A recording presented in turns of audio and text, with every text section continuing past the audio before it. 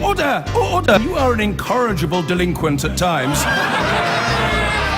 Behave yourself, man!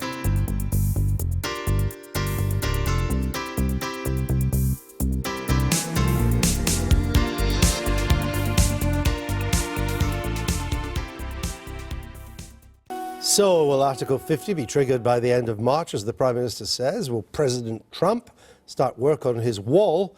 And will the National Front's Marine Le Pen provide the next global electoral shock? All questions for the year ahead.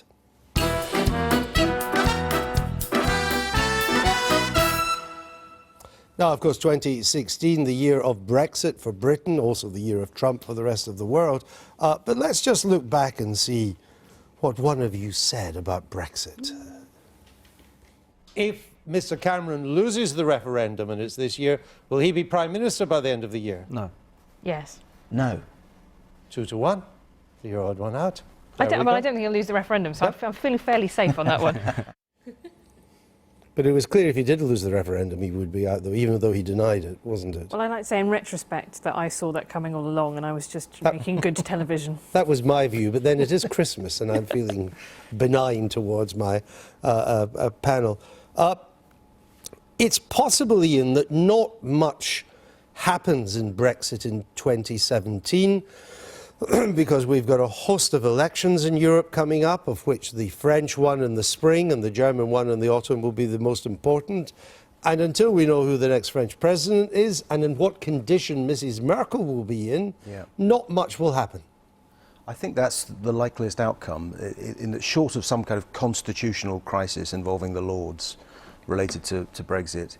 I think it's pretty clear that it's difficult to properly even begin the negotiations until it becomes clear who on earth Britain is negotiating with, and it's going to come down to the result of the German election. As Germany is the biggest contributor and is the key power in what's left of the European Union, is going to drive the negotiation, and we have to wait and see whether it's going to be Merkel. So this vacuum that we've seen, which has been filled by people not necessarily friendly to the government, it's a vacuum of their own creation, even when we know Article 50 has been triggered, and even if there is some kind of white paper to give us a better idea of the broad strategic outlines of what they mean by breakfast, the phony war could continue. Yeah, Ian's right. 2017 is going to be a remarkably dull year for Brexit, as opposed to 2016. We'll have the article, we'll have the letter from Theresa May, we'll have a plan. The plan will say, as we've discussed before, I would like the moon on a stick, please. The EU will respond saying, well, I'm afraid you can have a tiny bit of the moon and a tiny bit of the stick. And there will be an impasse. And the impasse will go on until 1 minute to midnight, which is going to be probably back end of 2018, which is when the EU always acts and never before. But there is one thing that some in the Foreign Office, but more important in David Davis's department, told me. They know that there's not much they can do until the French and the Germans have their elections and they see the lie of the land. But our closest allies, people who are most likely to be helpful to us, are in Eastern Europe and in Scandinavia, in the Nordic countries. And we can do quite a lot of schmoozing, I'd put it no higher than that, to try and get them broadly on side this year. It's very difficult, though, because one of the things that they care most about in Eastern European is the ability for Eastern European workers to come to work in the UK. That's a huge contributor to, the economic prospects of... Well, what they care most about when I spoke to the Polish government was that those already here should be under no pressure to leave. Yeah, which there's no guarantee of at the moment, and that's what Mrs. May says she wants. Rumbling up. Well, I'm sure there are lots of things that Mrs. May wants, and the story of 2017 is going to be about which of them she gets.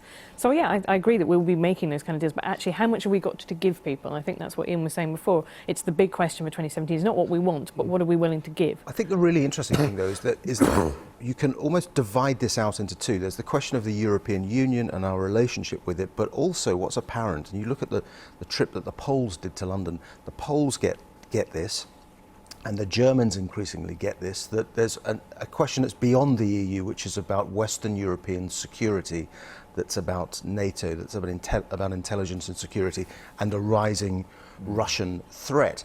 And I think that doesn't mean that the Poles are somehow going to persuade everyone else to give us a lovely deal on the EU, but I just think the dynamic is bigger than just a chat about You Brexit. can't threaten a punishment beating for us if we're putting our soldiers' lives on the lines on the eastern borders of Europe. And I think that's Precisely. where Donald Trump actually changes the calculation and puts us in a stronger position, because his attitude to Russia is very different from Barack Obama's. It is indeed. So, mentioning Mr. Trump, we do, of course, Brexit was by far the biggest British story, biggest European story. It was actually a global story. It led papers around the world. But, of course, nothing can match an American election, or even one that gives Donald Trump as well. So let's just have a look at what this panel was saying about Donald Trump. Will Donald Trump win the Republican nomination next year? No. No. No. Oh, good God, no. 2 out of 2. So, not only did you not think he would be president, you didn't even think he'd win the Republican nomination. Well, I can By the only way, say, I don't blame you for that. no, we weren't alone in that. You were not alone. And dare I put forward a motion to abolish punditry here and now? Because clearly we are You're just- totally pointless. in Don't what you we think do. there's enough unemployment in this world without doing it? Here's the issue, which hasn't been... We're moving into huge uncharted territory with Donald Trump as president. It is incredibly unpredictable. But what has really not been noticed enough is that the Keynesian won. Trump is a Keynesian. He wants massive infrastructure spending and massive unfunded tax cuts. There will be a huge Keynesian boost. The big story next year will be the massive reflation of the American economy. And indeed, the US Federal Reserve has already reacted to that last week or this week by putting up interest rates. But that's where he's got a big fight with the rest of the Republican Party. I mean, he is nominally a Republican, and they're certainly not Keynesians, right? So I think that's... Well, they are when it comes to tax cuts. Well, they are when it comes to tax cuts that tend to hit the rich better than the poor, right? But they're not when it comes to bumping in huge amounts of money. I think the big thing is whether or not those infrastructure projects land him in kind of crony trouble, really. I mean, I think the transparency around who gets those will be extremely difficult to Most of his watch. infrastructure spending, he thinks, can be done by the private sector or by the states, not by the federal government. And his tax cuts overlap the Republican House tax cut program, Speaker Ryan, to give him not all, but a fair chunk of what he wants. If the American economy is going to reflate next year, interest rates will rise in America. That will strengthen the dollar, and it will mean that Europe will be... It will find it more difficult to finance its sovereign debt because you will get more money by investing in American sovereign debt. It's a very good point. And then the dynamics will shift, and Trump, if what you describe happens, Trump will be pretty popular in the US. To begin with. It's energy self-sufficient, as we know.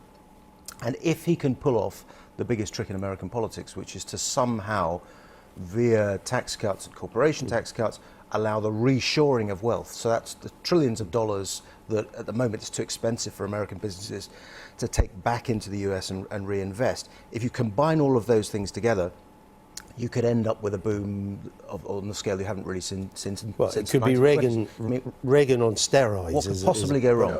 But it could also easily go wrong.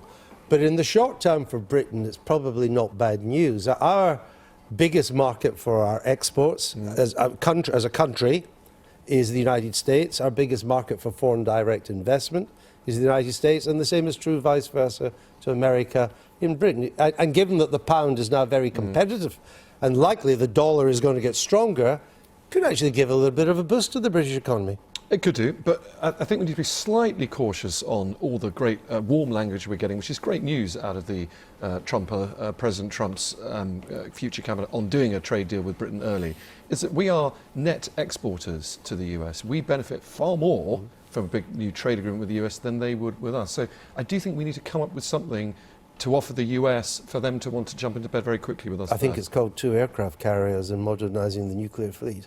Bring it on. That's what the Americans want. So keep up defence spending. But I'd also raise a note of caution about one of those things that you're talking about will help the big caucus of people that Trump won by appealing to. You know, people in declining industries in some of those places in America in the Rust Belt that have faced really big, profound structural challenges, and those are much harder to reverse. And They face real problems now because the dollar's so strong. Their ability to export's just taken a huge hit out of Ohio, Michigan, Illinois, and places like that. And the peso, the Mexican exports into America, are now dirt cheap, so that's a major problem. Next year, we have elections, parliamentary, in Austria, the Netherlands, France, Germany, Italy, probably, I'm not sure of Italy, all the rest for sure. Which outcome will be the most dramatic for Brexit?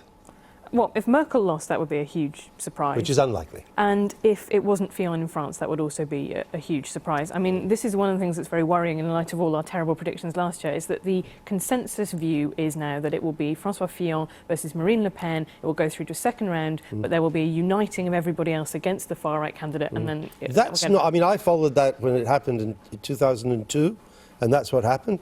I'm not so sure that's going to happen this time. Fillon is basically a Thatcherite. Madame Le Pen's economics are Benite. They're hard left.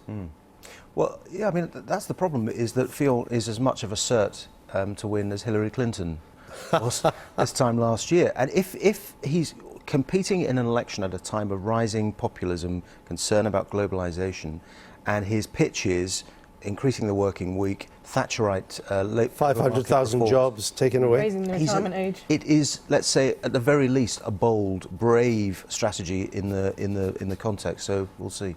All right, we'll leave. It's going to keep us busy next year, Tom.